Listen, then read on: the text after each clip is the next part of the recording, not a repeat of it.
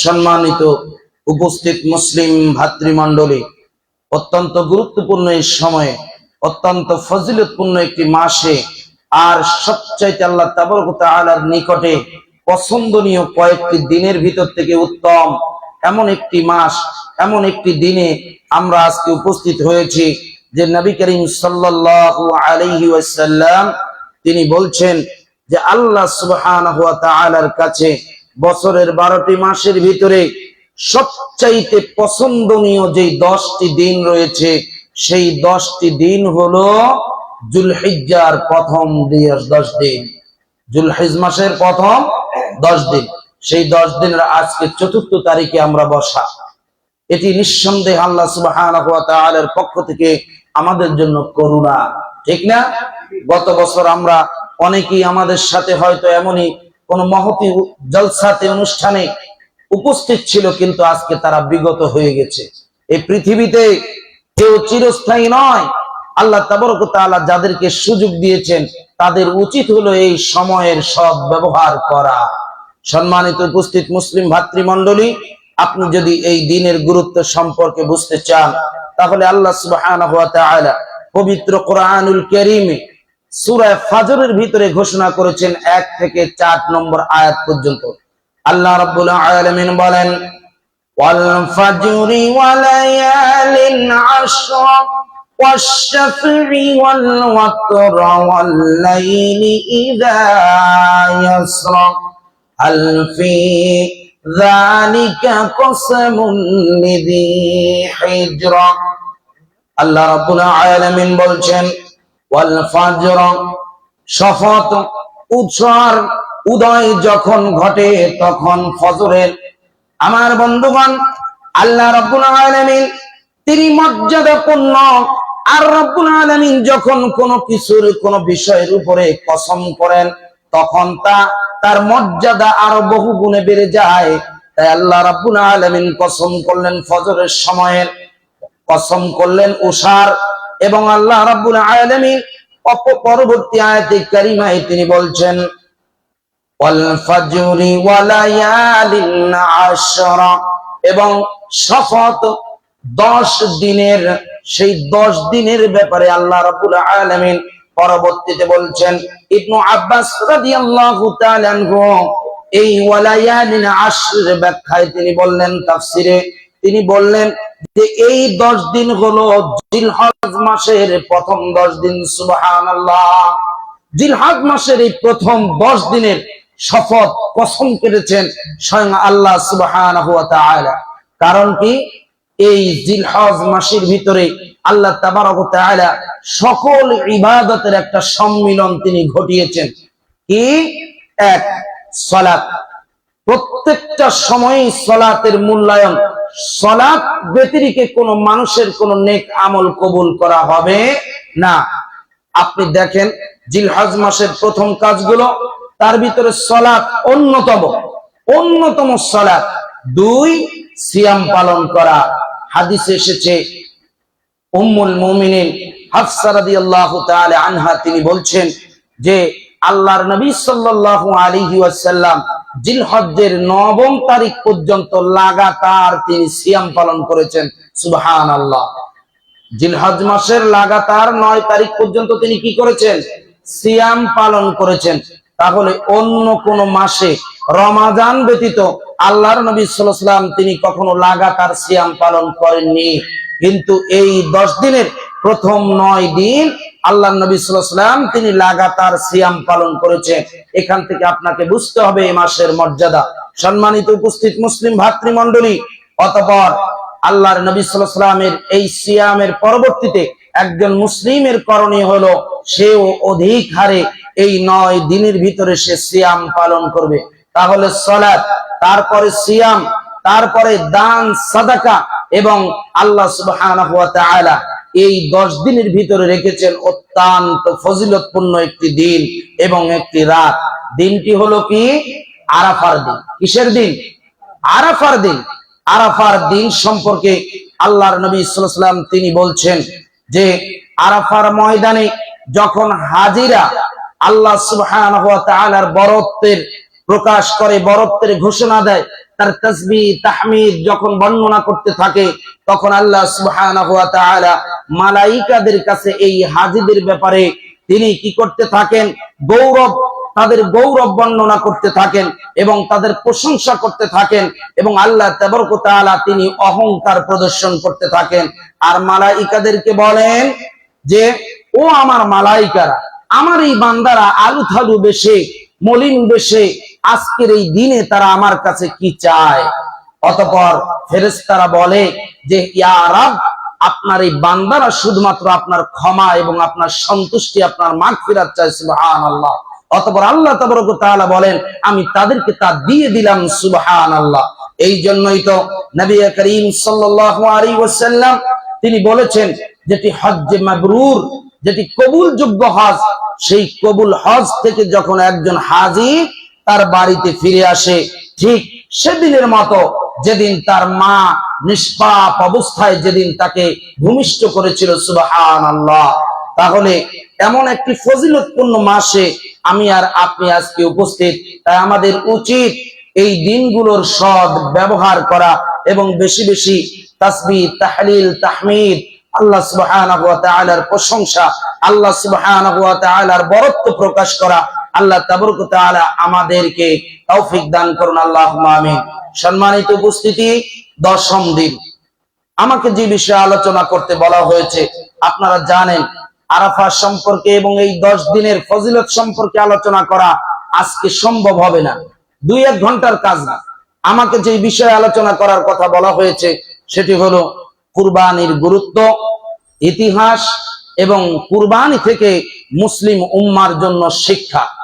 সম্মানিত উপস্থিত মুসলিম ভাতৃমণ্ডলী, আপনারা জানেন এই জিলহজের 10ম তারিখে কুরবানির বিধান রয়েছে। কুরবানি একটি মহান একটা আত্মত্যাগ। কুরবানি কি? মহান একটা আত্মত্যাগ। আর এই কুরবানির বিধান আমাদের অনেকে মনে করে যে শুধুমাত্র মনে হয় যে আমাদের এই উম্মতের উপর থেকে এসেছে। আসলে না, ইব্রাহিম আলাইহিস সালাম থেকেও নয়। কুরবানির ইতিহাস হলো হযরত আদম আলাইহিস সালামের 2 সন্তান হাবিল এবং কাবিল, এদের মধ্য থেকে এর উৎপত্তি হয়েছে। তার মানে আপনি বুঝেন, সৃষ্টির সূচনা লগ্ন থেকে আদম আলাইহিস সালাম, যিনি বাশার, যাকে বলা হয় খায়রুল বাশার, যার কাছ থেকে সমস্ত মানব মণ্ডলী পৃথিবীতে আগমন করেছে, তার সন্তানদের মধ্য থেকে সর্বপ্রথম এই কুরবানির ইতিহাস এসেছে, প্রচলিত হয়েছে। সম্মানিত উপস্থিতি, আগের সময়ের কুরবানির বিধান, পরবর্তী নবীদের ভিতরে কুরবানির বিধান, পরবর্তীতে ইব্রাহিম আলাইহিস সালামের শরিয়ার ভিতরে কুরবানির বিধান, অতঃপর তার পূর্ণাঙ্গ রূপ নিয়েছে মুহাম্মদ সাল্লাল্লাহু আলাইহি ওয়াসাল্লামের শরিয়ার ভিতরে। যেমন আদম আলাইহিস সালামের জামানা থেকে নিয়ে তার সন্তানদের ভিতরে যখন প্রথম কুরবানির বিষয় আসে, তখন কুরবানির বিধান ছিল পাহাড়ের উপরে কুরবানি করার যে বস্তু সেটি রেখে দেওয়া হতো। অতঃপর আসমান থেকে আল্লাহর পক্ষ থেকে একটা আগুন এসে ওই কুরবানির বস্তুকে জ্বালিয়ে দিত। যারটা জ্বালিয়ে দেওয়া হতো সেখান থেকে উপলব্ধি করা হতো তার কুরবানি আল্লাহর পক্ষ থেকে গৃহীত হয়েছে।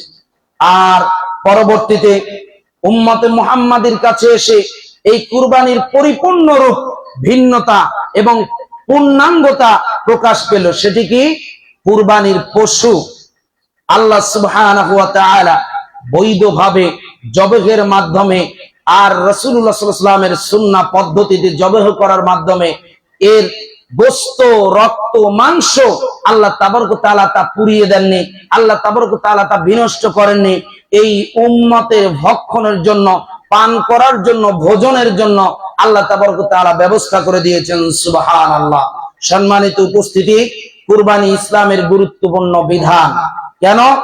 আর এই বিধান এই কারণে যে কুরবানি শুধুমাত্র একটি নিছক কোনো বিধান নয়, এটি একটি ইবাদত। কুরবানি কি? ইবাদত। কিভাবে?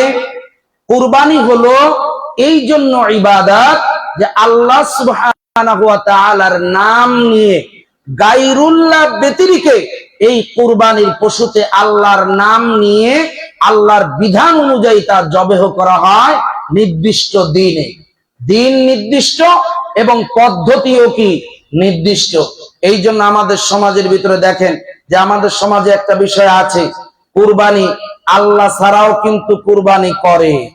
আল্লাহ ছাড়াও কুরবানি করে না? করে না। গায়রুল্লাহর জন্য যেগুলো জবেহ করা হয়, গায়রুল্লাহ, আল্লাহ ছাড়া, আল্লাহর রাসূল সাল্লাল্লাহু আলাইহি সাল্লামের বিধান ছাড়া যে সমস্ত জায়গায়, যে সমস্ত উদ্দেশ্যে পশু জবেহ করা হয়, সেটা কার জন্য জবেহ করে? গায়রুল্লাহর জন্য জবেহ করা। আল্লাহ ভিন্ন আছে না নাই? আমাদের ওলিদের দরবারে, বিভিন্ন দরগায়, দরবারে, পীর সাহেবদের দরবারে পশু জবেহ করে কি করে না তারা? এইটা হলো গায়রুল্লাহ, আল্লাহ ভিন্ন অন্য কোন উপাস্যর জন্য তারা যারা জবেহ করে, এটি হয় কি শিরক।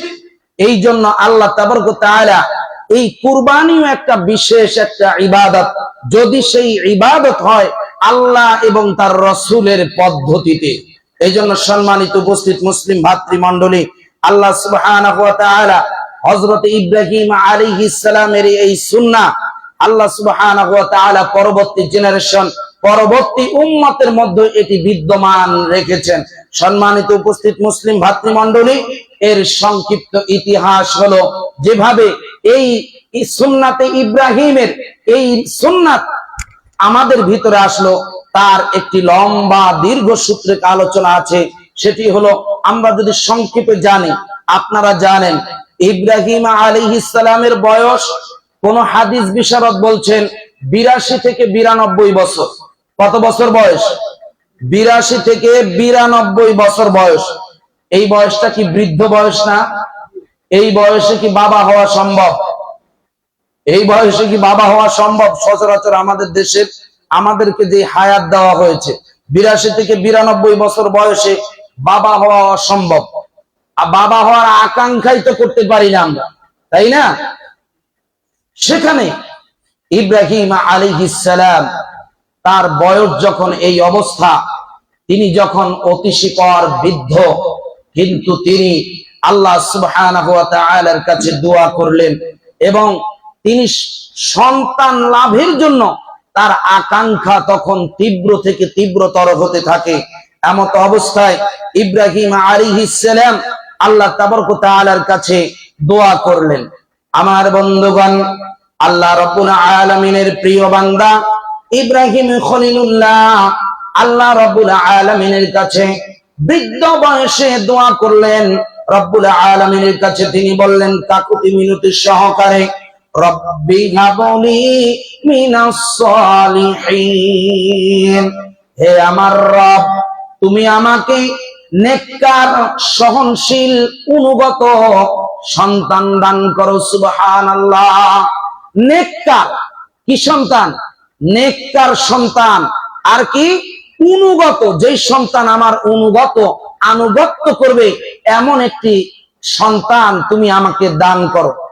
ইব্রাহিম আলাইহিস সালাম নবী হয়ে, ইব্রাহিম আলাইহিস সালাম আল্লাহ সুবহানাহু ওয়া তাআলার খলিল হয়ে, তার বন্ধু হয়ে, বৃদ্ধ অবস্থায়, বৃদ্ধ বয়সে তিনি দোয়া করছেন তার রবের কাছে, তার মালিকের কাছে। কি বিষয়ে? সন্তান লাভের জন্য। তার মানে কি? সন্তান দেওয়া, সন্তান দেওয়া না দেওয়া এটি কার এখতিয়ার? কার এখতিয়ার? আর এই সন্তান চাইতে হবে কার কাছে? কিন্তু দেখেন ইব্রাহিম আলাইহিস সালামের আকীদাও যদি এই সমাজের মানুষ গ্রহণ করত, তাহলে মাজারে গিয়ে কি কেউ সন্তান চাইতো? পীর সাহেবের কাছে গিয়ে কেউ সন্তান চাইতো? ইব্রাহিম আলাইহিস সালামের চাইতেও কি বড় পীর এই পৃথিবীতে জীবিত আছে? আপনার কাছে মনে হয় ইব্রাহিম আলাইহিস সালামের চাইতেও কি প্রিয় আল্লাহর কোন ওলি এই পৃথিবীতে আসা সম্ভব? আপনার কাছে মনে হয়? অথচ তিনি সন্তান চাচ্ছেন আল্লাহ সুবহানাহু ওয়া তাআলার কাছে। কারণ আমাদের সমাজের মানুষের মতো, আমাদের সমাজের মানুষের আকীদার মতো জং ধরা, গুণে ধরা, পচে যাওয়া আকীদা ইব্রাহিম আলাইহিস সালামের ছিল না। কারণ তিনি স্পষ্টভাবে তিনি জানতেন যে আমাকে সন্তান দেওয়ার মালিক কে? একমাত্র আল্লাহ। আর অথচ উম্মাতে মুহাম্মাদি সর্বশ্রেষ্ঠ নবী, সর্বশ্রেষ্ঠ রাসূল, সর্বশ্রেষ্ঠ উম্মত, সেই ব্যক্তি সর্বশ্রেষ্ঠ উম্মতের অধিকারী হয়েও সেই উম্মত সন্তান প্রার্থনা করে দরগায় আর দরবারে দরবারে, নাউজুবিল্লাহ। আছে না নাই? আছে না নাই?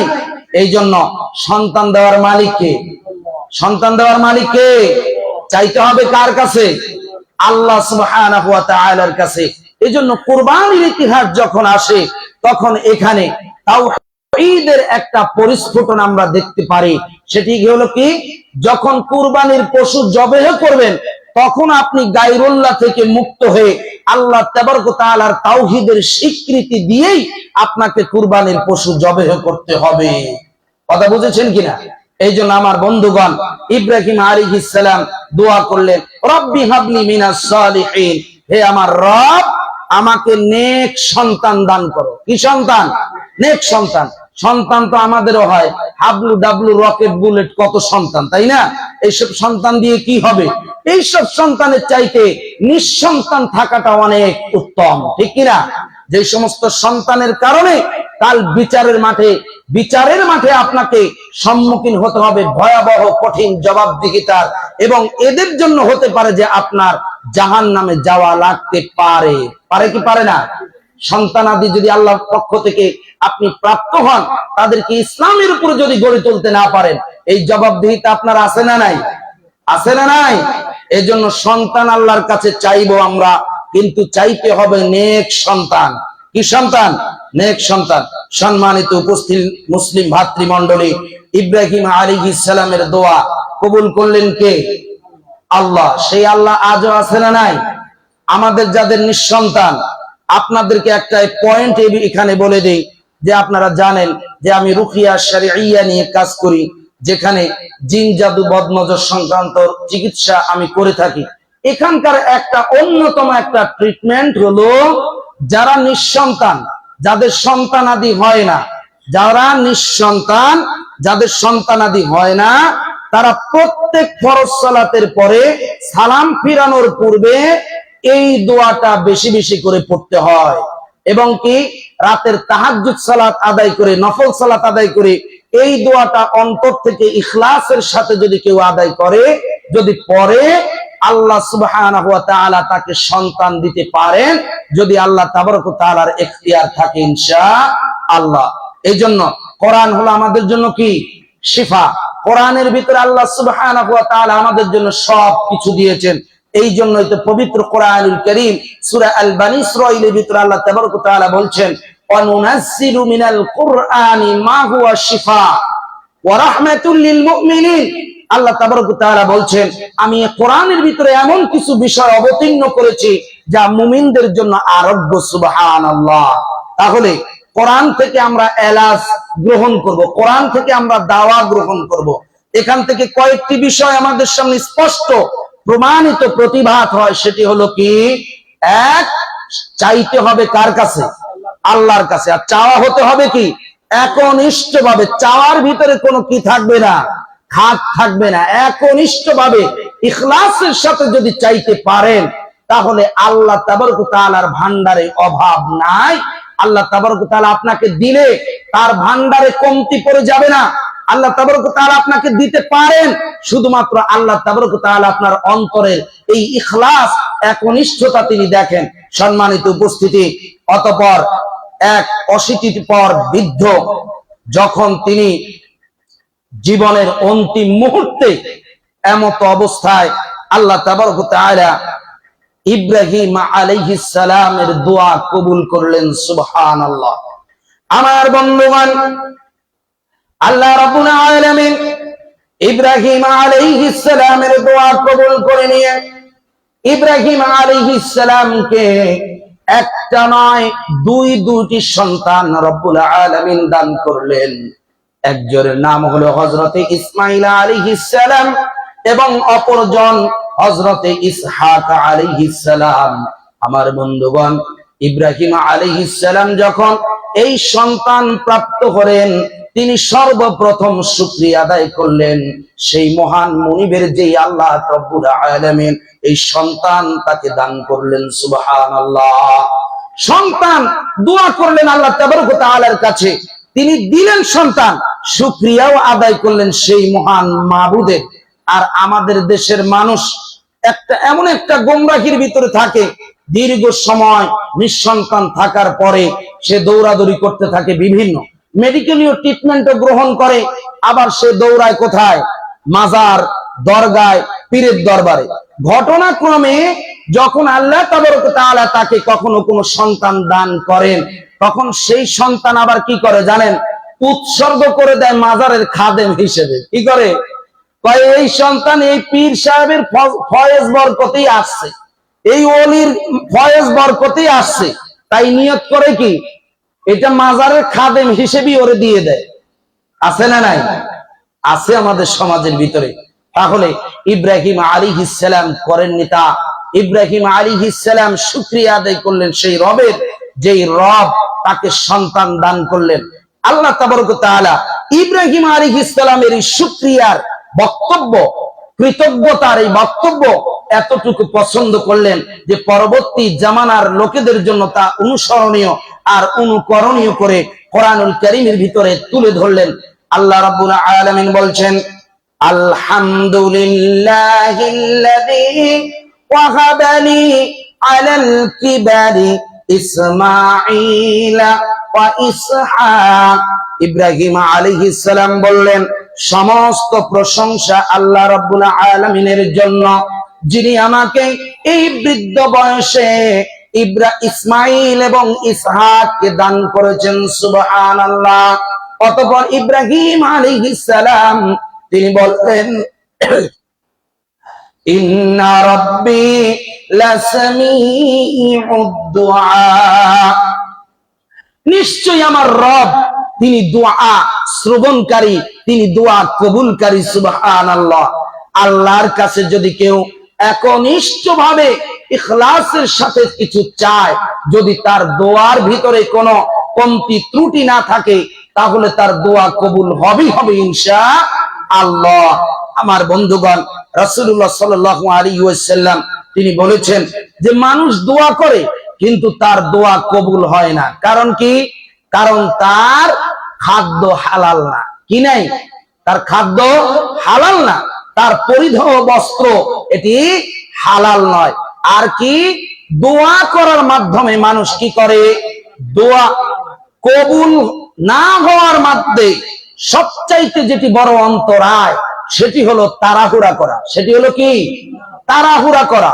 দোয়া করার পরে মানুষ অত্যন্ত তাড়াহুড়া করে। আমাদের অভ্যাস কি?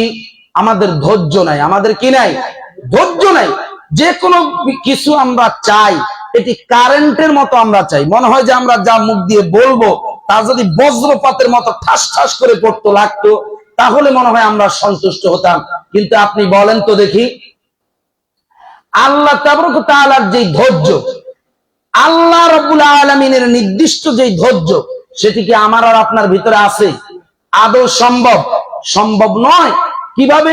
আপনি দেখেন তো একটা জিনিস, বিচার বিশ্লেষণ করে দেখেন, বিচারের মাঠের যেই দিন হবে, হাসরের মাঠে বিচারের মাঠের যেই দিন হবে, সেই দিনটা পৃথিবীর এই দুনিয়ার দিনের হিসেবে কতদিন সমান? কতদিন? 50,000 সানা, 50,000 বছরের সমান। কত? 50,000 বছর। 50 বছর না, 50,000 বছরের সমান হবে বিচারের মাঠের একদিন। সেটাও দিন। সেটাও কি হবে? দিন হবে। তাহলে আমাদের মানুষ, আমাদের অভ্যাস হলো যে দোয়া করার পরে আমরা তাড়াহুড়া করি, অত্যন্ত তাড়াহুড়া করি, যার কারণে আমাদের দোয়া কবুল হয় না। এক, যদি আমরা আমাদের খাদ্য হালাল হয়, আমাদের পোশাক যদি হালাল হয়, আমাদের দোয়া করার পদ্ধতি যদি বৈধ হয় এবং দোয়া কবুলের যে নির্দিষ্ট সময় আছে, সেই সময় অনুযায়ী যদি দোয়া হয়, দোয়া কবুল করবেন কে?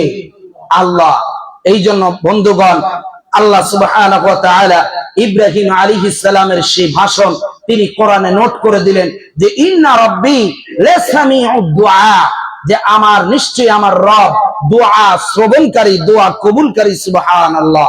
অতঃপর সম্মানিত উপস্থিত মুসলিম ভাতৃমণ্ডলী, আপনারা জানেন ইব্রাহিম আলাইহিস সালাম বসবাস করতেন কোন দেশে? শাম। কোথায়? শাম দেশে, যেটাকে বর্তমান সময়ে বলা হয় সিরিয়া। কোন দেশ? সিরিয়াতে। এই সিরিয়াতে ইব্রাহিম আলাইহিস সালাম তিনি বসবাস করতেন তার স্ত্রী হাজেরা ইসমাইল আলাইহিস সালামকে সঙ্গে নিয়ে।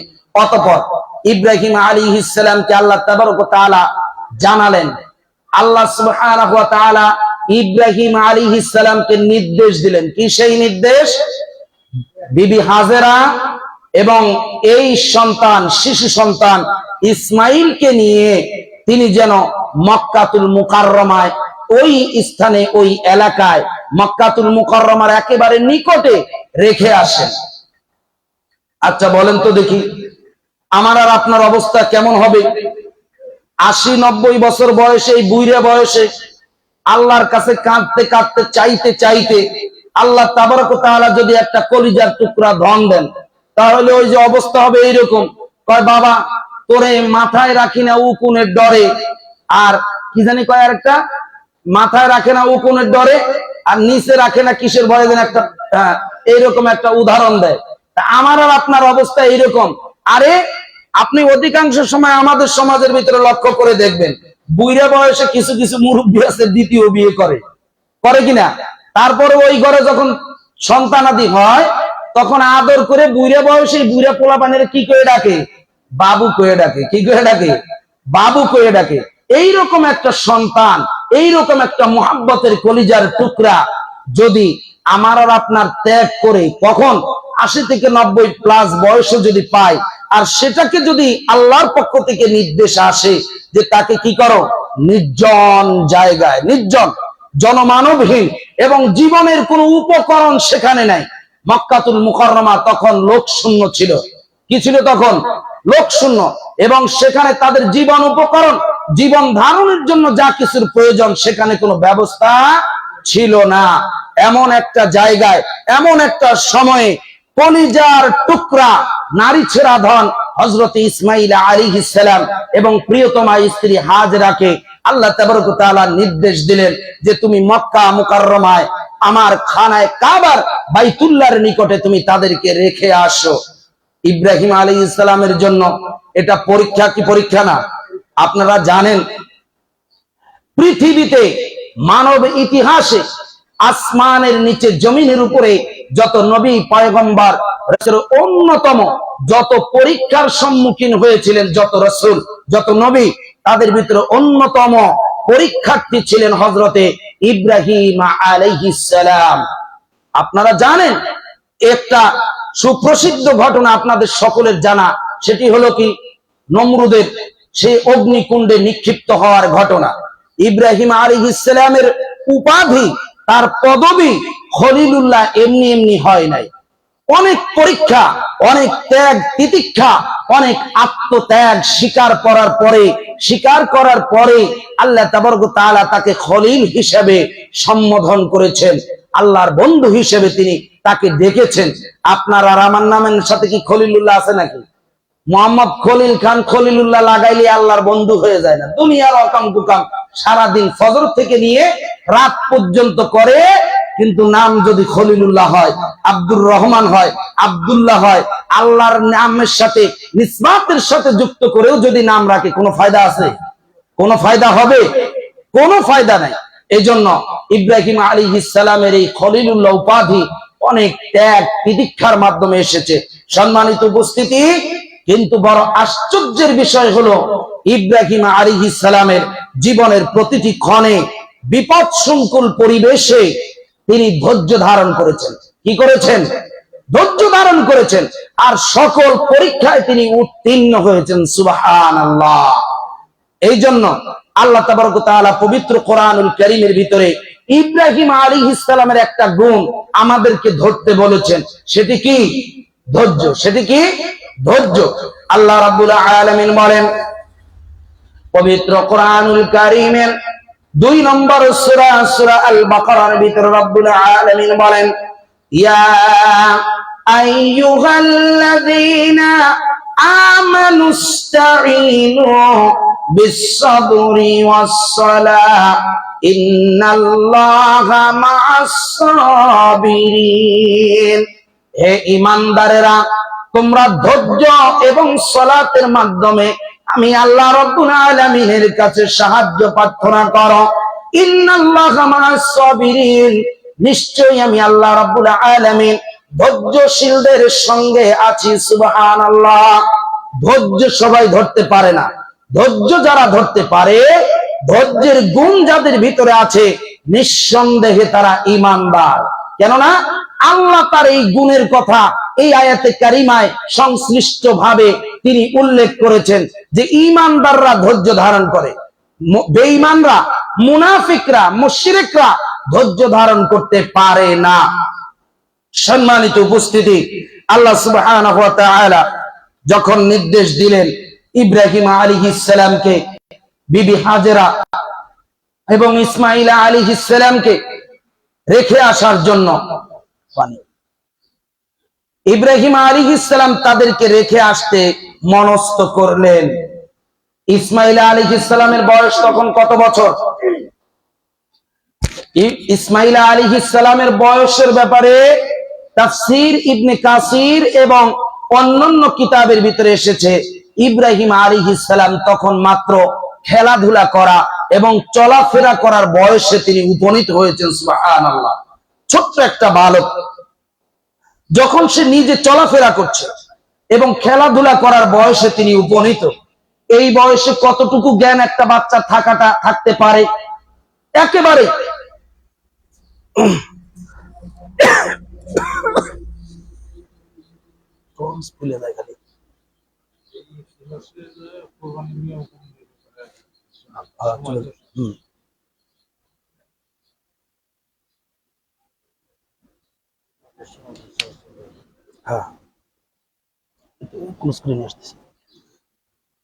আলহামদুলিল্লাহ, সমস্ত প্রশংসা আল্লাহ সুবহানাহু ওয়া তাআলার জন্য।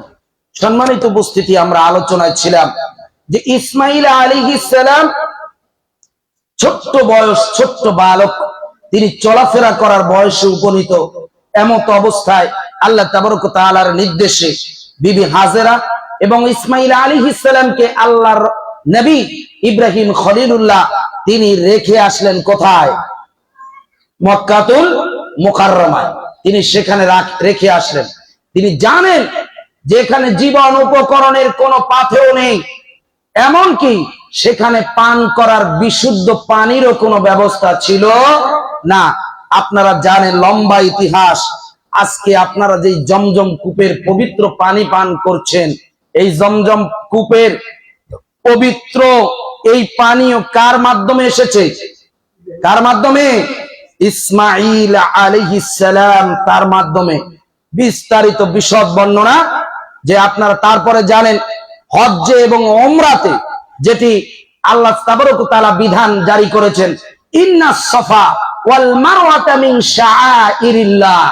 ইন্নাস সাফা ওয়াল মারওয়াতা, এই দুটি পাহাড়, এই দুটি পাহাড়ে জড়িয়ে রয়েছে মুসলিমদের স্মৃতি।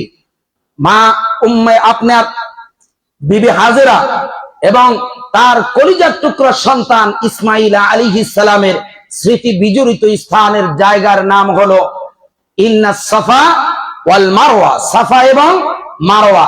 আপনারা যারা উমরা করতে গিয়েছেন, হজ্জে গিয়েছেন, আপনারা দেখেছেন দুটি পাহাড় কত সুন্দরভাবে তারা আজকে যারা হারামাইনের যারা খাদেম, তারা সেখানে সংরক্ষণ করে রেখেছেন।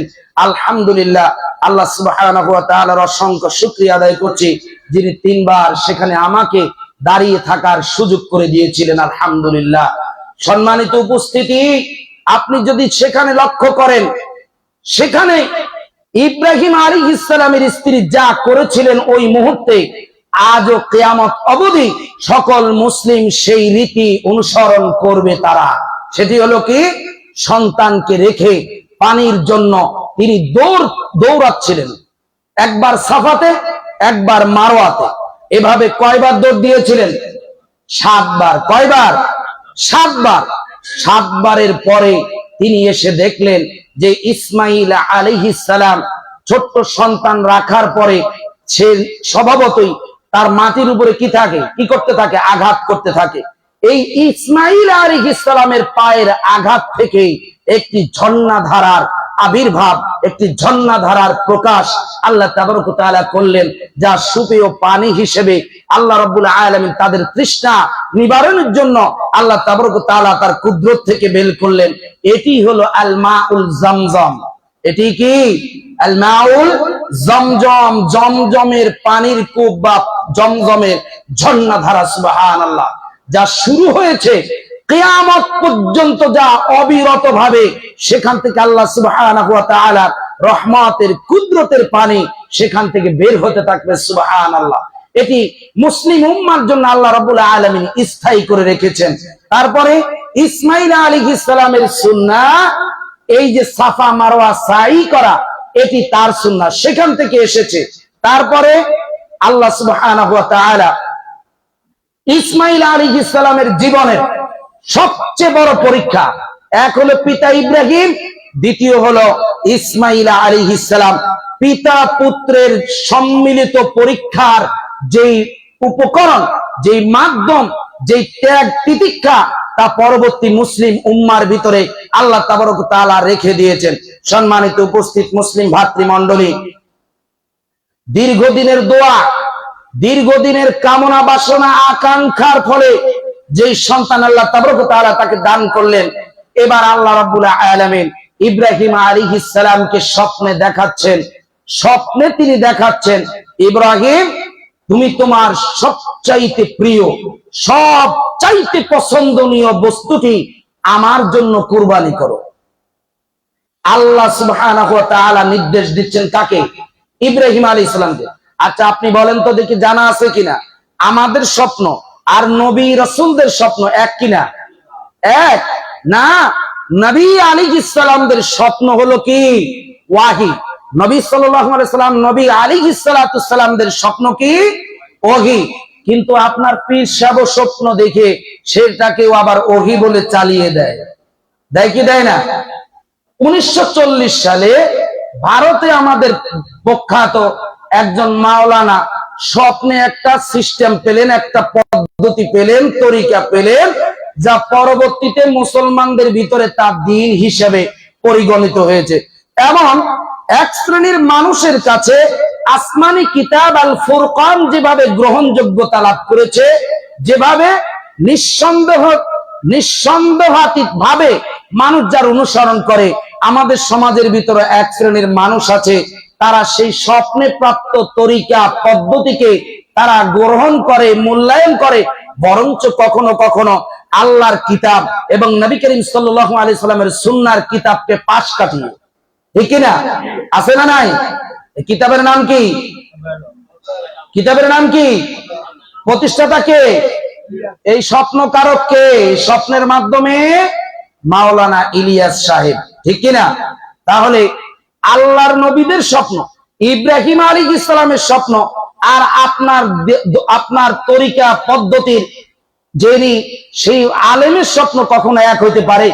এটার অখণ্ডতা থাকতে পারে, নিঃসন্দেহ থাকতে পারে, এটি কখনো হতে পারে না। সম্মানিত উপস্থিতি, নবী সাল্লাল্লাহু আলাইহি ওয়াসাল্লাম এবং নবী আম্বিয়াদের সকল স্বপ্ন ছিল ওহীর অন্তর্ভুক্ত। অতঃপর ইব্রাহিম আলাইহিস সালাম স্বপ্নে দেখা বিষয়কে তিনি বাস্তবায়ন করার জন্য তিনি চিন্তা ভাবনা করলেন এবং বাস্তবায়ন করার জন্য একেবারে পরিকল্পনা করে তিনি অগ্রসর হলেন। কিন্তু আচ্ছা বলেন তো, কুরবানির করার নির্দেশ, জবেহ করার নির্দেশ পেয়েছেন কে? ইব্রাহিম আলাইহিস সালাম। আর কুরবানি করবেন কাকে? ইসমাইল আলাইহিস সালামকে। তাহলে ইসমাইল আলাইহিস সালামের একটা মতামতের দরকার আছে না নাই? তার সাথে পরামর্শ করার দরকার আছে না নাই? তার অভিমত জানার দরকার আছে না নাই? অতঃপর ইব্রাহিম আলাইহিস সালাম ইসমাইল আলাইহিস সালামের কাছে কোনো ভঙ্গিটা না, একেবারে স্পষ্ট ভাবে ইব্রাহিম আলাইহিস সালাম তার স্বপ্নের কথা, আল্লাহর নির্দেশের কথা ইসমাইল আলাইহিস সালামকে তিনি জানিয়ে দিলেন। ইব্রাহিম আলাইহিস সালাম ইসমাইল আলাইহিস সালামকে বললেন যে ইয়া বুনাইয়া ইন্নী আরা ফিল মানামি আন্নী আযবাহুকা ফানজুর মাযা তারা। হে আমার আদরের পুত্র সন্তান, হে আমার কলিজার টুকরা, আমি স্বপ্নে নির্দেশিত হয়েছি যে আল্লাহ সুবহানাহু ওয়া তাআলা তিনি বলছেন যে তোমাকে জবেহ করার জন্য। আল্লাহ বলছেন, কে বলছেন? আল্লাহর কথা তিনি স্মরণ করিয়ে দিলেন সন্তানকে, যে আল্লাহ তাবারক ওয়া তাআলা নির্দেশ দিয়েছেন আমাকে স্বপ্নের মাধ্যমে আমি যেন তোমাকে জবেহ করি। এ ব্যাপারে মাজা তারা, তোমার অভিমতটা কি, তোমার মতামত কি? অতঃপর ইসমাইল আলাইহিস সালাম, ছোট্ট এই বালক, যিনি ভাবী নবী, যিনি কি ভবিষ্যতের নবী, তিনি কে? ভবিষ্যতের নবী। ভবিষ্যতে যিনি নবী হবেন তার প্রজ্ঞা, তার মেধা, তার তাকওয়া, তার ইলহাম, এটি কোন সাধারণ মানুষের মতো হতে পারে না। যা প্রমাণ করে হযরত ইসমাইল আলাইহিস সালামের উক্তিতে। আমার বন্ধুগণ, পিতা যখন তার পুত্রকে বললেন আল্লাহর নির্দেশের কথা, তখন এখন আপনি দেখেন অনুগত সন্তান কাকে বলে, আনুগত্যের কত উচ্চ শিখরে তিনি পৌঁছেছেন। আনুগত্যশীল পুত্র সন্তান কাকে বলে, পিতার আনুগত্য করতে হয় কিভাবে, আল্লাহর অনুগত কিভাবে থাকতে হয়, ইসমাইল আলাইহিস সালাম তা যেন আমাদেরকে শিখিয়ে দিলেন। আর আজকে আমাদের সমাজের অবস্থা আরো করুণ, ভয়াবহ। আমাদের পিতারা যখন শরীয়ত সম্মত কোন বৈধ বিষয়ে আমাদেরকে তাকিদ করে, আমাদেরকে নসিহা করে, আমরা তাদের সাথে ঘাড় তেরামি করে আমরা জবাব দিই, ঠিক না? আছে না নাই আমাদের সমাজে? এরকম অসংখ্য পরিবারে, নামাজি পরিবারে আমাদের সন্তানদের এই বেহাল দশা আছে। কারণ কি? আমরা আমাদের সন্তানদেরকে ইসলামী আদব শিখাতে পারি নাই। এই জন্য আপনারা একটা কিতাব ফলো করতে পারেন, সেটি হলো ইমাম বুখারী রাহিমাহুল্লাহর কিতাব আল আদাবুল মুফরাদ। কি? আল আদাবুল মুফরাদ। এই কিতাবটা আপনি বাংলা ভাষায় অনুদিত হয়েছে।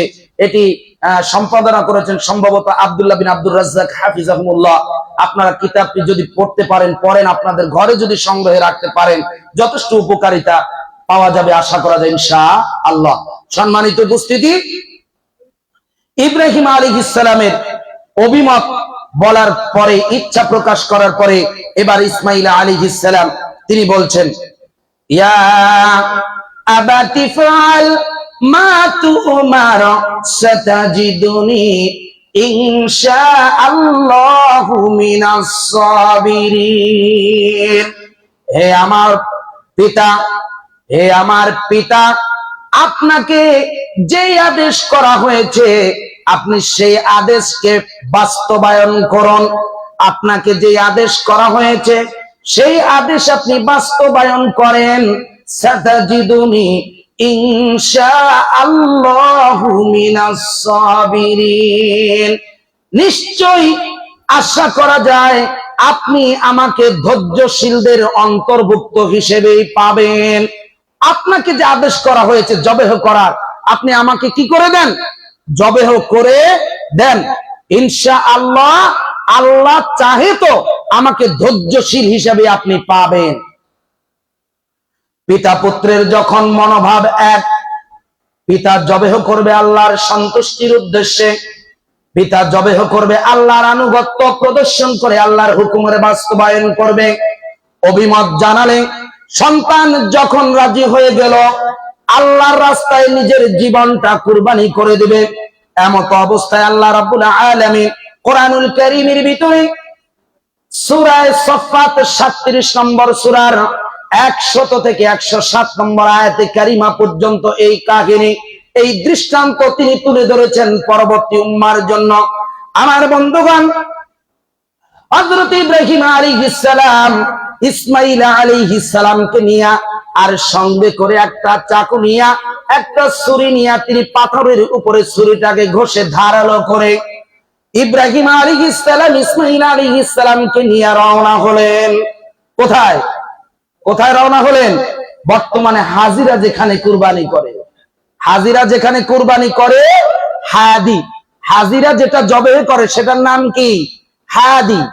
অর্থাৎ হলো কুরবানির জন্তু, কুরবানির পশু বা প্রাণী, এটাকে আরবিতে বলে হাদি।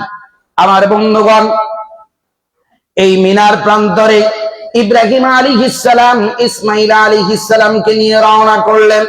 অতঃপর পৌঁছে গিয়ে ইব্রাহিম আলাইহিস সালাম, আমরা সাধারণত কুরবানির যেই বিধান এসেছে তা হলো কুরবানির পশুকে উপর করে শুইয়ে দিয়ে আমরা জবেহ করি, কিন্তু ইব্রাহিম আলাইহিস সালাম তার কলিজার টুকরা সন্তানকে কাত করে শুইয়ে দিয়ে তার চেহারাটা ইব্রাহিম আলাইহিস সালামের চোখের থেকে আড়াল করার চেষ্টা করলেন।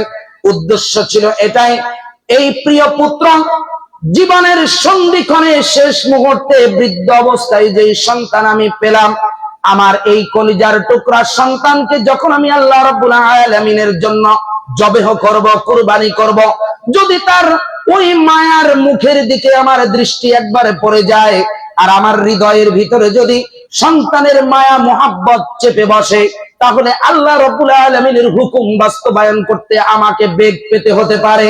তাই আমার বন্ধুগণ, ইব্রাহিম আলাইহিস সালাম ইসমাঈল আলাইহিস সালামের মুখটাকে ঘুরিয়ে দিলেন যাতে তার চেহারার উপরে তার নজর না পড়ে। তাসাসুল আম্বিয়া কিতাবের ভিতরে এসেছে কোন কোন বর্ণনায় ইব্রাহিম আলাইহিস সালাম তার সন্তানের উপরে কিভাবে ছুরি চালাবেন, এই কারণে ছুরি চালানো যাতে সহজ হয়, ইসমাঈল আলাইহিস সালাম পিতাকে বলেছিলেন, হে আমার পিতা, আপনার জন্য এই কাজটা অত্যন্ত কঠিন, কিন্তু সহজ করার জন্য আপনি আপনার চোখটা বেঁধে নেন। সুবহানাল্লাহ।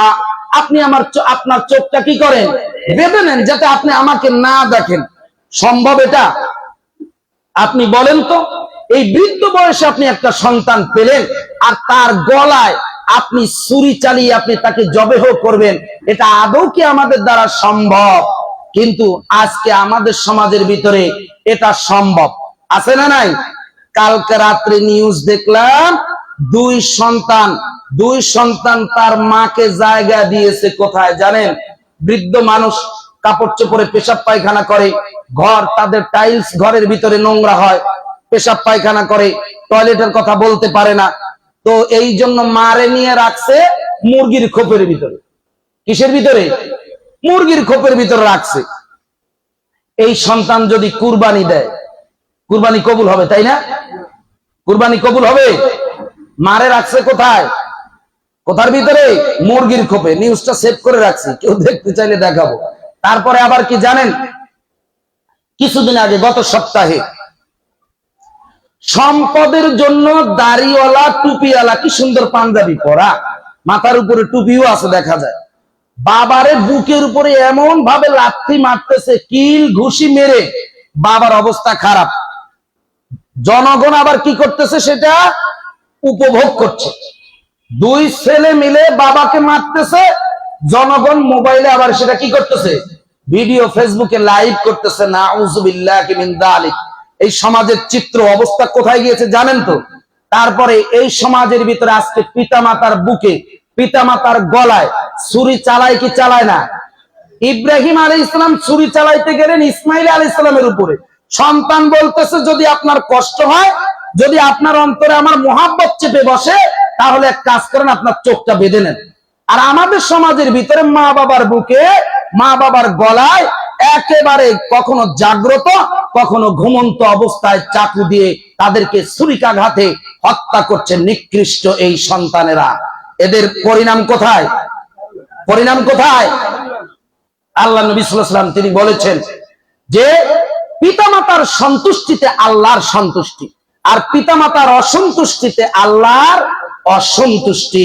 যেই সন্তানের উপরে তার পিতামাতা নারাজ, সেই সন্তান যদি উমরা করতে করতে, হজ করতে করতে, তাহাজ্জুদ আদায় করতে করতে তার জীবনের সমস্ত সময় অতিবাহিত করে, তারপরেও এই সন্তান জান্নাতে কখনো যেতে পারবে না। সম্মানিত উপস্থিতি, অবস্থা যখন পিতা পুত্রের এমন, তখন ইব্রাহিম আলাইহিস সালাম ধারালো ছুরি দিয়ে ইসমাঈল আলাইহিস সালামকে তিনি জবেহ করতে উদ্যত হলেন, তিনি প্রস্তুত হয়ে গেলেন। এবার আসলো মূল। আর এখান থেকে একটা শিক্ষা, সেটি হলো কি, যদি ইব্রাহিম আলাইহিস সালামের এই সুন্নাহ কবুল হয়ে যেত, ইব্রাহিম আলাইহিস সালামের এই জবেহ যদি আল্লাহর কাছে কবুল করে নিতেন আল্লাহ, পরবর্তীতে কি হইতো জানেন? কি হইতো? যদি বলতো যে এটা কিয়ামত পর্যন্ত থাকবে, তাহলে প্রত্যেক কুরবানি ঈদ আসলে একটা কইরা এই খলিলুল্লাহকে ধরে ধরে জবাই করা লাগতো। লাগতো কি লাগতো না? কলিজার টুকরা পোলা ভাইন জবাই করা লাগতো কি লাগতো না? তবে সন্দেহ ছিল, বাপ পুত্রের জায়গায় সম্ভবত বাপই জবাই হয়ে যেত। কেন? কারণ বাবা জবাই করবে কারে? সন্তানের। বাপ যদি শেষ হয়ে যায় তাহলে তার এই হুকুমত থাকে না, তখন কবে যে এটা মানসুখ হয়ে গেছে। কি হয়ে গেছে? তাহলে এই হুকুম রদ করার একটাই পদ্ধতি ছিল যে সন্তানেরা বাপেরে কুরবানি ঈদের আসার আগে মেরে দিত, তাইলে আর নিজেদের মরা লাগতো না, ঠিক না? কিন্তু আল্লাহ তাবারক ওয়া তাআলা তা করেননি। আল্লাহ রাব্বুল আলামিন পরবর্তী উম্মার জন্য, আল্লাহর প্রিয় বান্দা বান্দীদের জন্য এটি একটি দৃষ্টান্ত স্থাপন করলেন। আমার বন্ধুগণ, কোরআন বলছে, পবিত্র কোরআনুল কারীমের 37 নম্বর সূরা, সূরা সাফফাতের 103 থেকে 107, এই 4 আয়াতে কারীমার ভিতরে আল্লাহ রাব্বুল আলামিন তুলে ধরলেন ঘটনার বর্ণনা। আমার বন্ধুগণ, ইব্রাহিম আলাইহিস সালাম, ইসমাঈল আলাইহিস সালামের দুজনের যখন একই আকাঙ্ক্ষা, তাদের একজন কুরবানি করবে, আরেকজন আল্লাহর রাস্তায় নিজের জীবনটা নজরানা পেশ করবে, যখনই এমন অবস্থার ভিতরে আল্লাহ রাব্বুল আলামিন জিবরিল আলাইহিস সালামকে দিয়া ওহী নাজিল করে দিলেন ইব্রাহিম আলাইহিস সালামের কাছে। জিবরিল আলাইহিস সালাম এসে বললেন, ফালাম্মা আসলামা ওয়া তাল্লাহু লিল জাবিন ওয়া নাদাইনাহু আইয়া ইব্রাহিম قد صدقت الرؤيا إنا كذلك نجزي المحسنين وفدينا إن هذا لهو البلاء المبين وفديناه بذبح عظيم। আল্লাহ রাব্বুল আলামিন বললেন, অতঃপর যখন তারা উভয়ে আমার আদেশ মান্য করলো এবং পিতা পুত্রকে উপর করে শুইয়ে দিল, আর আমি তাকে ডাক দিয়ে বললাম, হে ইব্রাহিম, তোমাকে আমি আল্লাহ রাব্বুল আলামিন স্বপ্নের ভিতরে যেই নির্দেশ দিয়েছি, তুমি সেই স্বপ্নের নির্দেশটা বাস্তবায়ন করেই ছাড়লে। সুবহানাল্লাহ। আমি তোমাকে যে নির্দেশ দিয়েছি তা তুমি বাস্তবায়ন করেই ছাড়লে। অতঃপর আল্লাহ রাব্বুল আলামিন তিনি বলছেন, আমি এভাবেই সৎ কর্মশীলদেরকে প্রতিদান দিয়ে থাকি। সুবহানাল্লাহ। এবং আল্লাহ রাব্বুল আলামিন তিনি বলছেন, ইন্না হাযা লাহুয়াল বালাউল মুবিন। আর এটি কি? এটি হলো আমার বান্দাদের উপরে আমার পক্ষ থেকে সুস্পষ্ট পরীক্ষা। মুমিনদের উপরে পরীক্ষা আসবে না? আসবে না? মুমিনদের উপরে লাগাতার বিপদ আপদ মুসিবত আসতেই থাকবে। কোন কোন বুজুর্গানে দিন তারা কি বলেছেন, মুমিনদের উপরে বিপদ আসবে এমন যেমন ভাবে তাসবিহ দানার একটা দানা যদি কোনো এক জায়গা থেকে ছুটে যায়, লাগাতার পরবর্তী দানাগুলো যেভাবে ঝরে পড়তে থাকে, একজন মুমিনের জীবনে লাগাতার বিপদ আপদ মুসিবত আসতে থাকবে। মুমিন যদি ধৈর্য ধারণ করতে পারে, তাহলে এর বিনিময়ে আল্লাহ রাব্বুল আলামিন তার মর্যাদা উন্নীত করেন। সুবহানাল্লাহ। মুমিন যদি ধৈর্য ধারণ করতে পারে বিপদে আপদে মুসিবতে, পুরস্কার দিবেন কে? আল্লাহ। ইব্রাহিম আলাইহিস সালামকে পুরস্কার দিলেন। আল্লাহ রাব্বুল আলামিন বলেন, ওয়াফাদাইনাহু বিযিবহিন আযীম। আর আমি ইসমাঈলকে তোমার নিকট থেকে ছাড়িয়ে নিলাম, তোমার কাছ থেকে ছাড়িয়ে নিলাম একটা উত্তম পশুর বিনিময়ে। সুবহানাল্লাহ। পশুটা কি? সেই পশুটা কি ছিল? দুম্বা। কি ছিল? জুম্বা। আল্লাহ রাব্বুল আলামিন এই দুম্বাকে জান্নাত থেকে পাঠিয়েছিলেন। সুবহানাল্লাহ। সম্মানিত উপস্থিতি, তাহলে আল্লাহ রাব্বুল আলামিন এই যে ইতিহাস, কুরবানি এখান থেকেই উম্মতে মুহাম্মাদের উপরে সামর্থ্যবান যারা, তাদের উপরে কি হয়ে গেছে? ওয়াজিব। কি হয়ে গেছে? ওয়াজিব। এটা প্রত্যাখ্যান করার কোনো সুযোগ নাই, কোনো সুযোগ নাই। যাদেরকে আল্লাহ তাবারক ওয়া তাআলা সামর্থ্য দিয়েছেন, তারা এই কুরবানি থেকে বিরত থাকার কোনো সুযোগ নাই। হতে পারে সেটি কি আপনি কি জানেন? কোন মানুষ যদি আল্লাহ নবী সাল্লাল্লাহু আলাইহি ওয়াসাল্লামের হাদিস, সেটি কি একটা উটে কয়জন মানুষ শরীক হয়ে কুরবানি করতে পারে? সর্বোচ্চ কয়জন? 10 জন। 7 জনের হাদিস আছে, আবার 10 জনেরও কি হাদিস আছে। একটা উটে 7 জন, একটা উটে 10 জন। আবার কি গরুতে 7 জন, এক থেকে নিয়ে কত? 7 জন। আমাদের ভিতরে একটা মাসালা, অনেকেই এই বিষয়ে অনেকে এটা বলেই নি, পরে হয়তো মনে থাকবে না। অনেকে নানান সময় প্রশ্ন করেন যে হুজুর 2 জন, 3 জন, 4 জন, 5 জন, 6 জন, এই সংখ্যায় অর্থাৎ জোর সংখ্যাতে কি কুরবানি করা যাবে? মানে আমাদের সমাজে একটা ধারণা প্রচলিত, হয় 1 জন, নইলে 3 জন, নইলে 5 জন, নইলে কয়জন? 7 জন, মানে বেজোর থাকতে হবে। আসলে এটি ভুল। আসলে কি এটি ভুল? যেটার সর্বোচ্চ সীমা আছে, যেটা সর্বোচ্চ সংখ্যা আছে, সেটা সর্বনিম্ন সংখ্যা তার আওতাভুক্ত, তার মাধ্যমে, ঠিক কিনা? তাহলে 7 যদি আপনি বলেন যে 7 ভাগে কুরবানি করবে, তাহলে 7 শুরু হয়েছে কি দিয়ে? 1 থেকে। তাহলে 1, তারপরে 2 গায়েব, 2 চলবে না, 3 চলবে, 4 গায়েব। তাহলে 1 এর পরে 2 ছাড়া কি 3 আসে নাকি? কথা বুঝেন নাই? তারপরে 4 ছাড়া কি 5 আসছে নাকি? তারপরে 6 ছাড়া কি 7-এ গেছেন আপনি? আপনাকে একটা বিল্ডিং দিলাম যেখানে 1 তলা আছে কিন্তু দোতলা নাই, এখন আপনাকে 3য় তলায় যাইতে হবে। কেমনে? বান্দর নাকি আপনি? আপনি লম্প ঝম্প দিয়ে 3 তলায় উঠবেন? তাহলে একটা সিঁড়ি তো আছে। এখানে বোঝানো হয়েছে যে সর্বোচ্চ সংখ্যা, সর্বোচ্চ হলো গরুতে 7, তার মানে 1, 2, 3, 4, 5, 6 এবং 7, তার মানে 7 জনের উপরে একটা গরুতে আর কেউ শরীক হতে পারবে না। এখন এইটার ভিতরে একটা মাহাত্ম্য আছে। মাহাত্ম্যটা কি বলেন তো দেখি? একজন মানুষের ব্যাপারে আল্লাহর নবী সাল্লাল্লাহু আলাইহি ওয়াসাল্লাম তিনি বলছেন আরাফার ময়দানে বিদায় হজ্জের ভাষণে। আপনারা জানেন নবী সাল্লাল্লাহু আলাইহি ওয়াসাল্লাম মাদানী জীবনে কয় বছর তিনি জীবিত ছিলেন? মাদানী জীবনে কয় বছর? 10 বছর। কয় বছর? 10 বছর। আর মাক্কি জীবনে 13 বছর। এই হলো 23 বছর। আল্লাহ নবী সাল্লাল্লাহু আলাইহি ওয়াসাল্লামের হাদিস আপনি ভালোভাবে শুনেন। কুরবানি কতটা গুরুত্বপূর্ণ বিষয়, কতটা গুরুত্বপূর্ণ ইবাদত, যে রাসূল সাল্লাল্লাহু আলাইহি ওয়াসাল্লাম তার মাদানী 10 বছরের 1 বছরও তিনি কুরবানি ছাড়েন নাই। কি ছাড়েন নাই? কুরবানি ছাড়েন নাই। প্রত্যেক বছরে আল্লাহ নবী সাল্লাল্লাহু আলাইহি ওয়াসাল্লাম তিনি 2টি করে পশু জবাহ করেছেন। কয়টা? 2টা। একটা তার এবং তার পক্ষ থেকে, পরিবারের পক্ষ থেকে। আরেকটি কুরবানি তিনি করেছেন তার এবং তার সকল উম্মতের পক্ষ থেকে। সুবহানাল্লাহ। এর মাধ্যমে আপনাকে বুঝতে হবে যে কুরবানির গুরুত্ব কত অপরিসীম।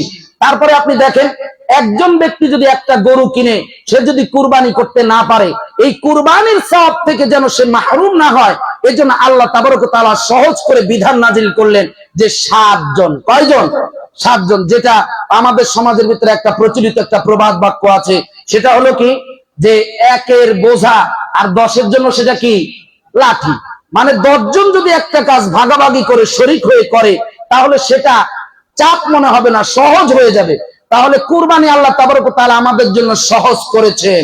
কুরবানি আমাদের জন্য কি সহজ করেছেন? সহজটা কি? যদি একা না দিতে পারেন তাহলে 2 জনে দেন। যদি 2 জনের জন্য কঠিন হয় 3 জনে দেন। 3 জনের জন্য যদি কঠিন হয় 4 জনে দেন। 4 জনের জন্য কঠিন হলে 5, তারপরে 6, তারপরে 7। এইবার আপনি আসেন, 7 জনে গরুতে অংশগ্রহণ করা যায়, 7 জনে উটে কুরবানিতে অংশগ্রহণ করা যায়, 10 জনে কুরবানিতে উটে শরীক হওয়া যায়। এখন যাদের গরুর ভাগেও 7 জনে শরীক হওয়া সম্ভব না, গরুর ভাগে কথার কথা 20 থেকে 25,000, ছোট মোটো হলে 15 থেকে 20,000-এর ভিতরে যদি হয় বর্তমান বাজার মূল্যে, কথার কথা 15,000 টাকায় কুরবানিতে অংশগ্রহণ করা আপনার জন্য সম্ভব না।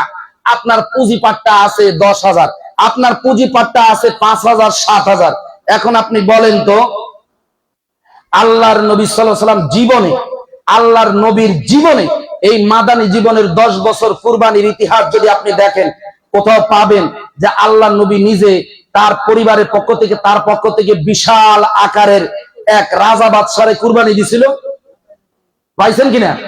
মানে এই যে আমাদের দেশের এখন কুরবানির হাটে গরুর নাম রাখে, এটা রাজা, এটা বাদশাহ, এটা অমুক, এটা তমুক, তাই না? আছে না নাই? আল্লাহর নবী জীবনে গরু কুরবানি দিছে, হাদিস পাবেন? পাবেন কিনা? কি কুরবানি দিছে? কি কুরবানি দিছে? দুম্বা। কি কুরবানি দিয়েছেন তিনি? দুম্বা, সাদা কালো রঙের দুম্বা। স্পষ্ট হাদিস আছে আম্মা জান আয়েশা রাদিয়াল্লাহু তাআলা আনহা থেকে, যার পেটের নিচে ছিল কালো, এই অংশ ছিল সাদা, এবং তার চোখগুলো ছিল কালো এবং ধূসর বর্ণের, এবং পশুগুলো ছিল কি অত্যন্ত সুন্দর সুশ্রী, দেখতে শুনতে না দুষ্ণুদুষ। আর আমরা কুরবানি দেব কোনটি? যেটা কানা, যেটা ল্যাংরা লুংরা, আবার করে কি কত চালাক। ওই যে হালের গরু কোনটা ইনজুরি হয়ে গেছে, বুঝতে পারছেন কিনা, কয়েক বছর ধরে এটারে মাঠের ভিতরে চড়াইয়া পিটায় ওইটা খাল বাকলা উঠে ফেলাইছে, চাবুক দিয়ে মেরে আইলেনরি দিয়ে পিটে। এইবার যখন দেখে যে এই কলুর বলদ তো বাজারেও বেচলে আর ভালো দাম পাবো না, একটা চান্স এইবার নিয়ে নি, না এইবার আগামী কুরবানি এবার নিয়ত করে ফেলছি। এবার নিয়ত করছে, ওটা অপারগ হয়ে গেছে, এইবার ওদের দিয়ে আল্লাহর কাজে লাগাই দিতেছে। কথা বুঝেন নাই? এবার নিয়ত করছে এটা কুরবানি দেওয়ার জন্য। অন্তরের ভিতরে বক্রতা আছে না নাই? অন্তরের ভিতরে স্বচ্ছতা আছে মানুষের? আছে। কুরবানির এই পশু চলবে না, কুরবানির পশু হতে হবে নিখুঁত। কুরবানির পশু হতে হবে কি? নিখুঁত, মোটা তাজা, হৃষ্টপুষ্ট। কথা বুঝছেন কিনা? বেশি মাংস হবে, যেটা যেটা দেখতে সুন্দর আকর্ষণীয়। কারণ এই ত্যাগ কার জন্য করবেন? কার সন্তুষ্টির জন্য করবেন? আল্লাহর কাছে কি আপনার এই পশুর রক্ত মাংস গোস্ত কিছু চলে যাবে? কেমন হতো যদি ইব্রাহিম আলাইহিস সালাম না, আদম আলাইহিস সালামের দুই সন্তানের কুরবানির মতো যদি হইতো, যে আসমান থেকে আগুন এসে তা পুড়িয়ে ছারখার করে দিত, একবারে ভস্ম করে দিত, ওই রকম যদি হইতো তাহলে না বুঝতাম যে এইখানেও বাটপারি করবেন, কিন্তু এখানে বাটপারি করার সুযোগ নাই। আল্লাহ তাবারক ওয়া তাআলা পরবর্তীতে আলোচনা সংক্ষেপে দ্রুততার সাথে বলবো ইনশাআল্লাহ। তাহলে কুরবানি করতে হবে আপনার সামর্থ্যের উপরে নির্ভর করে। এখন আপনি আসেন, গরুতে আপনার জন্য কুরবানি করা সম্ভব না, কিসে কুরবানি করতে হবে? ছাগল। কি দিয়ে? ছাগল দিয়ে। যদি 2 বছরের, যেটা মুসিন্না পশু। কি পশু? হাদিসে যে শব্দ এসেছে সেটি হলো কি? মুসিন্না। মুসিন্না শব্দের অর্থ হলো দুধের দাঁত পড়ে গিয়ে নতুন যেই দাঁত গজায়, বাচ্চা যেই বাচ্চা জন্মগ্রহণ করলো, ছাগলের বাচ্চা বলেন, গরুর বাচ্চা বলেন, যা কিছু একই সূত্র, যে দুধের দাঁত পড়ে গিয়ে নতুন যখন দাঁত গজায়, ওই প্রাণী দ্বারা কুরবানি করতে হবে। এখন কথার কথা, কারো কাছে মুসিন্না প্রাণী নাই, কিন্তু তার যে ছাগল, দেখা গেছে 6 মাসের ছাগল, দেখতে দেখা যায় 1 বছর বয়সের মতো। বুঝতে পেরেছেন কিনা? তাহলে তার দ্বারা কুরবানি হবে কি হবে না? কুরবানি হবে, কুরবানি হয়ে যাবে, কুরবানি হবে, কুরবানি হয়ে যাবে, এতে কোনো সন্দেহ নাই। ওই যে আমাদের দেশের কথা আছে না, নাই মামার চাইতে কি, নাই মামার চাইতে। কুরবানি কি প্রতিদিন আসবে নাকি? কুরবানি প্রতিদিন আসবে? আসবে না। এই কাজে আপনাকে অংশগ্রহণ করতে হবে। এজন্য সম্মানিত উপস্থিতি,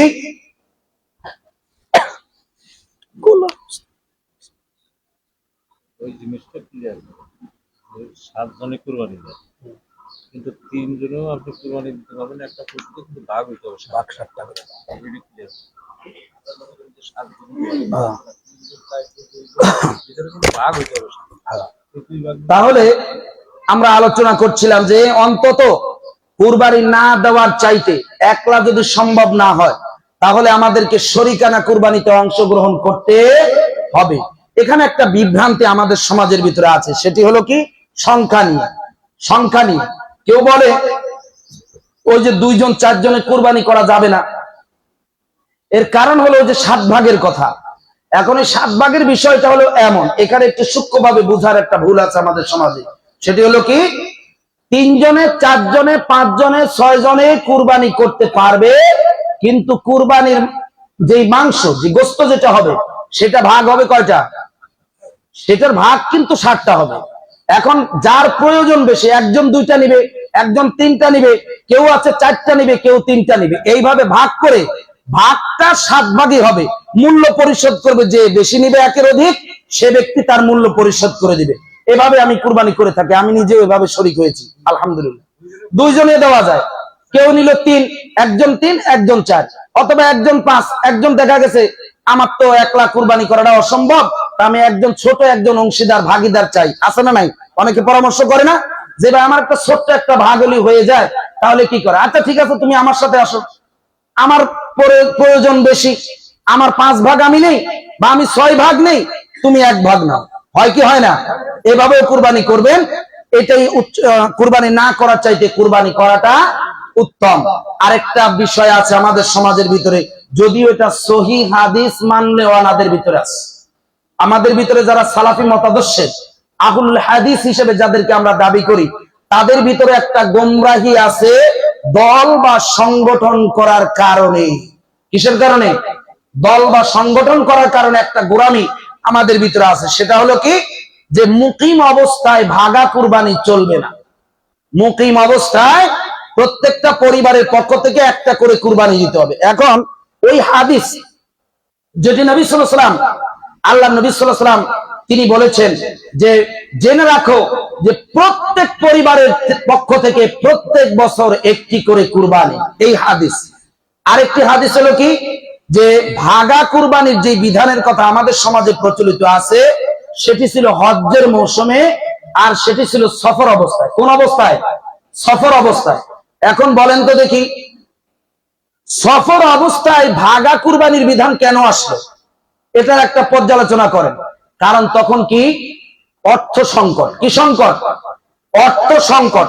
এখন অর্থ সংকটের কারণে যদি সফর অবস্থায় যদি এক গরুতে 7 জন, এক উটে 10 জন শরীক হওয়া যায়, তাহলে মুকিম অবস্থায় অর্থাৎ নিজের এলাকায় নিজের বাড়ি ঘরে উপস্থিত থাকার পরে যদি সেই অর্থ সংকটই দেখা দেয়, তাহলে তার জন্য ভাগা কুরবানি জায়েজ না। বুঝতে পেরেছেন কিনা সহজ হিসাবটা? এটা হলো একটা, যে উদ্দেশ্য হলো যেটা, যে সফর অবস্থায় আমার অর্থ সংকট, অর্থের কারণে ভাগা কুরবানিতে আমরা শরিকানা কুরবানিতে অংশগ্রহণ করব, কিন্তু এই অবস্থাটা আমাদের ভিতরে মুকিম অবস্থায় বিদ্যমান। কয়জনের সামর্থ্য আছে যে এক একটা করে এক একজন কুরবানি করবে? একটা গরুর দাম 70, 80, 1 লক্ষ, 1.5 লক্ষ টাকা থেকে শুরু করে সব পরিবারের দ্বারা সম্ভব এটা? তাহলে এটি আল্লাহর বিধানকে চাপিয়ে দেওয়া। আল্লাহ সহজ করেছেন আর আপনি কি করলেন? কঠিন করলেন। ইসলাম আমাদের জন্য কঠিন কিছু না, ইসলাম সহজ করেছে। তারপরে আরেকটা বলা হয় এই হাদিস থেকে, যে প্রত্যেক পরিবারের পক্ষ থেকে একটি করে কুরবানি প্রতি বছর। এখন বলা হয় যুক্তিবাদী। আমাদের দেশে অনেক আগে 90-এর দশকে একজন আলেম ছিলেন আমাদের সমাজে, নাম রাখছে কি তার? যুক্তিবাদী। কারণ ওই যে যুক্তি দিয়ে কথা কয়, নাম হয়ে গেছে কি যুক্তিবাদী। কিন্তু আপনি অবাক হবেন, সর্বপ্রথমে এই যুক্তিবাদী টাইটেল কার ছিল? কন্ত দেখি। ইবলিসের। কার? ইবলিস। মিস্টার ইবলিস কবেন, তার একটু সম্মান দিয়ে কই। কি কবেন? মিস্টার ইবলিস। ইনি হলেন সর্বপ্রথম যুক্তিবাদী। কারণ কি? আল্লাহ বললেন আদমকে সিজদার জন্য, মালাইকারা সিজদা করলো, ইবলিস তিনি সর্বপ্রথম যুক্তি দাঁড় করালেন আল্লাহর সামনে। যুক্তিটা কি? যে আমি হলাম আগুনের সৃষ্ট, আমাকে আপনি সৃষ্টি করেছেন আগুন থেকে, আর আদমকে সৃষ্টি করেছেন আপনি কি থেকে? মাটি থেকে। তাহলে সৃষ্টিগত বৈশিষ্ট্যের কারণে আদম থেকে আমি কি শ্রেষ্ঠ? আমি শ্রেষ্ঠ হয়ে আদমকে সিজদা করতে পারি না। যুক্তি দেখাইলো কে? সর্বপ্রথম আল্লাহর সামনে যুক্তি করলো, আল্লাহর বিধানকে বাতিল করার জন্য, খণ্ডন করার জন্য যুক্তি পেশ করলো কে? ইবলিস। এখন আল্লাহর বিধান লঙ্ঘন করার জন্য, আল্লাহর বিধানকে রহিত করার জন্য, বিধানকে বাতিল করার জন্য আপনি যদি যুক্তি খাটান, এখন কি যুক্তি দেয় জানেন? বলতেছে একটা গরুতে বা একটা উটে, একটা পশুতে, একটা প্রাণীতে জান কয়টা? জান কয়টা? একটা। তাহলে 7 জন যদি একটা জানের ভাগ করে কুরবানি দেই, একটা জান কি 7 জনের পক্ষ থেকে যথেষ্ট হবে? এটা যুক্তি দিতেছে। বুঝছেন বিষয়টা? বলতেছে একটা জান, গরু জান কয়টা থাকে? তাহলে একটা। তাহলে আপনি জনে একটা প্রাণী কুরবানি করবেন, তাহলে একটা জানই কুরবানি হবে, জবে হবে, বাকি 6 জনের কুরবানি তার হইল না। বুঝতে পারছেন কিনা? এখন আমার প্রশ্ন সেটা এই যুক্তিবাদীদের জন্য, সেটা হলো কি বলেন তো দেখি, সফর অবস্থায় যদি একটা পশু প্রাণীর ভিতরে 7টা জান আসতে পারে, বুঝছেন কিনা, তাহলে মুকিম অবস্থায় কি ওই প্রাণীর ভিতরে 7টা জান আসতে পারে না? আসতে পারে কি পারে না? যুক্তি না? ওদের যুক্তি খণ্ডন করেন আপনি, যে সফর অবস্থায় যদি একটা গরুর 7টা জান হয়, একটা উটের যদি 10টা জান হয়, আর সেই কুরবানি যদি কবুল হয়, তাহলে মুকিম অবস্থায় তার কুরবানি করলে তার 7টা জান হয় না কি? যদি হবে। অবশ্যই হবে, তাদের যুক্তিতেই হবে। তারপরে আবার আপনি আসেন, সেটা হলো কি, আমাদের সমাজের ভিতরে আরো বহুল প্রচলিত একটি ভুল মাসাইল, মানে একটা সন্দেহ প্রবণতা আমাদের মানুষের ভিতরে আছে। সেটি কি জানেন? সেটি বলে যে অমুকের টাকা হালাল না। যে কুরবানির যে 5 জন 7 জন 6 জন 3 জন শরীক হয়েছে, বলতেছে অমুকের টাকার ভিতরে সন্দেহ আছে।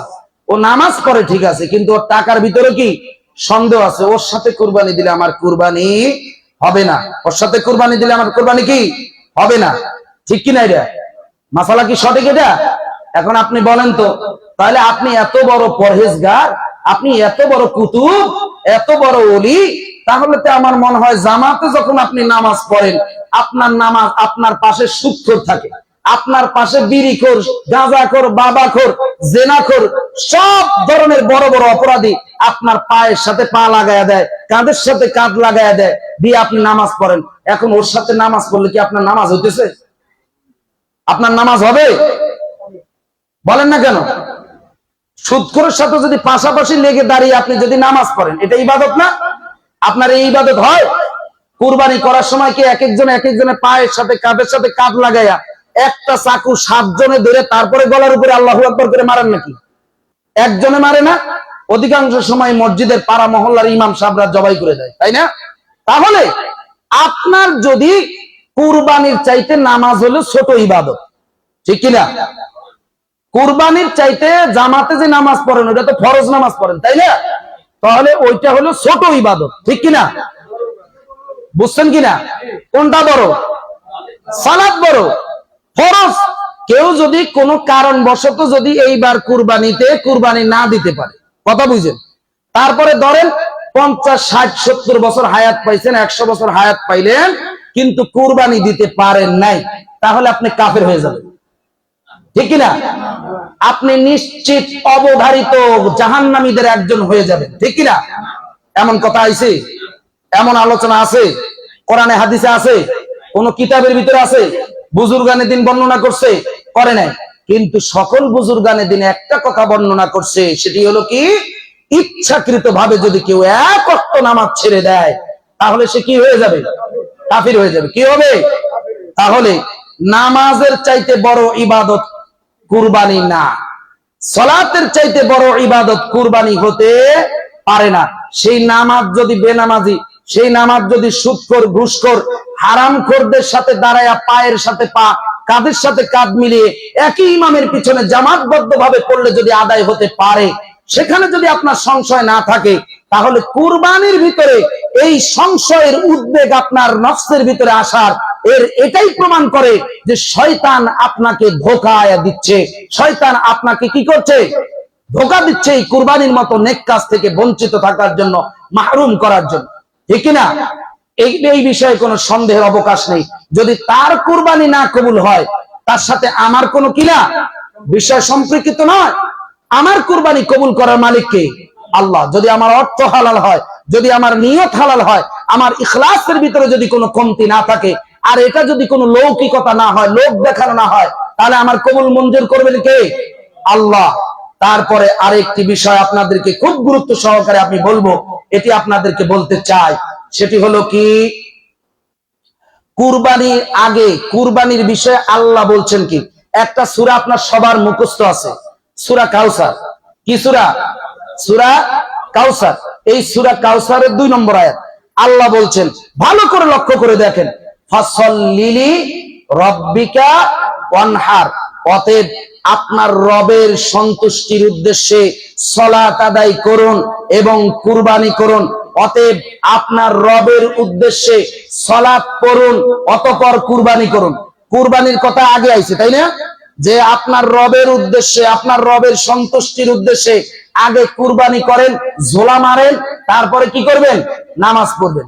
এরকম কিছু যুবক হ্যাঁ, এই নামাজের সাথে গুরুত্ব দিয়ে যুবকদের নামাজের। আচ্ছা, তাহলে কুরবানির কথা আল্লাহ আগে আনলেন না নামাজের কথা আগে আনলেন? এখান থেকে স্পষ্ট।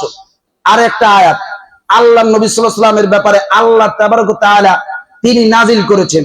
আল্লাহ রাব্বুল আলামিন তিনি বলছেন যে কুল, হে নবী আপনি বলুন, ইন্না সলাতি, নিশ্চয় আমার সলাত, ওয়া মামাতি, এবং ইন্না সলাতি ওয়া নুসুকি, এবং আমার নুসুক অর্থাৎ কুরবানি, ওয়া মামাতি, আমার জীবন, ওয়া মাহইয়া ওয়া মামাতি, আমার জীবন এবং আমার মরণ, লিল্লাহি রাব্বিল আলামিন, একমাত্র সেই আল্লাহর জন্য যিনি আমার প্রতিপালক।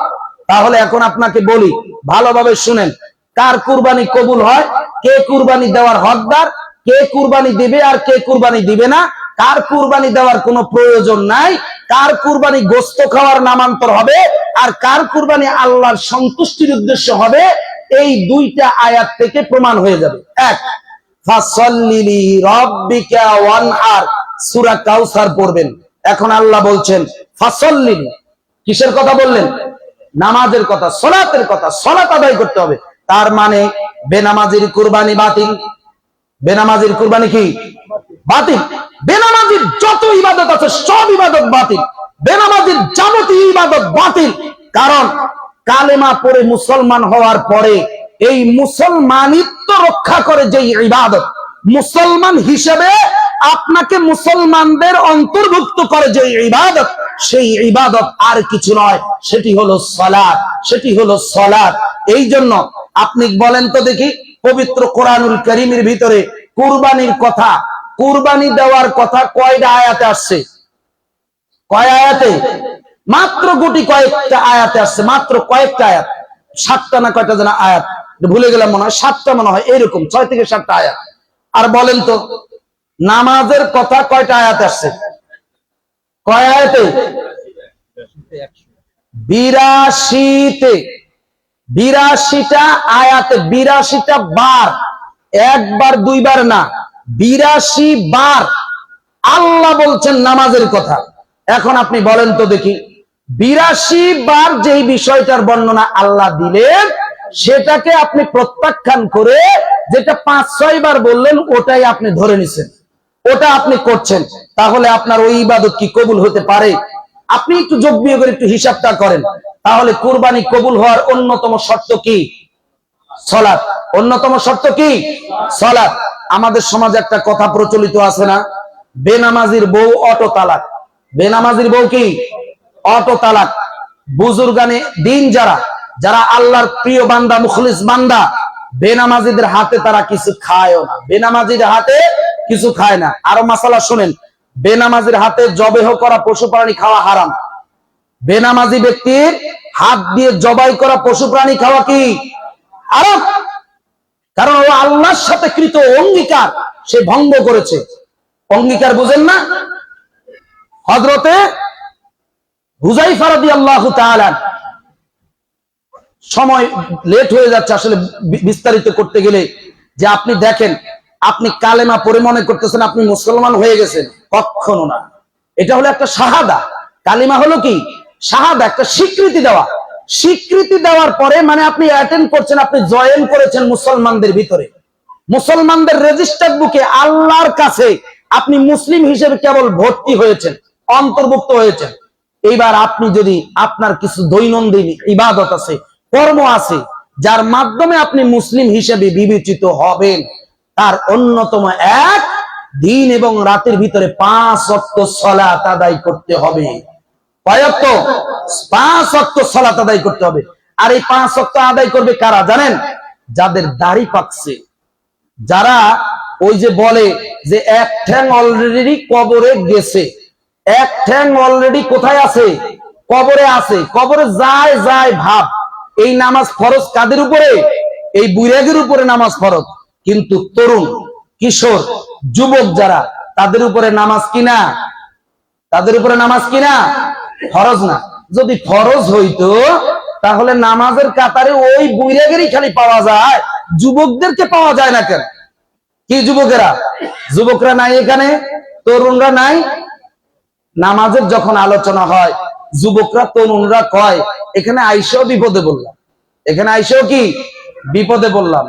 এখন এই কথার উপরে, আলোচনার উপরে যদি লজ্জা করে, যদি আপনার ভিতরে লজ্জাবোধ, ন্যূনতম লজ্জাবোধ থাকে, আর আপনার সামনে যদি একটু বিনয়ের সাথে আপনাকে বলতে চাই, যুবক তোমাদেরকে যে যদি তুমি বিশ্বাস করো তোমার মালিক একজন আছে, ওয়াল্লাহি যদি তুমি মনে করো যে তোমাকে বিচারের মাঠে দাঁড় হতে হবে, বিচারের সম্মুখীন তোমাকে হতে হবে, তাহলে তোমার জন্য আমার সংক্ষিপ্ত নসিহা হলো, জেনে রাখো আল্লাহর নবী সাল্লাল্লাহু আলাইহি ওয়াসাল্লাম তিনি বলেছেন, বিচারের মাঠে মানুষের আমল ইবাদতের ভিতর থেকে যত প্রশ্ন করা হবে তার সর্বপ্রথম প্রশ্ন হবে আউয়ালু মা ইউহাসাবু বিহিল আবদু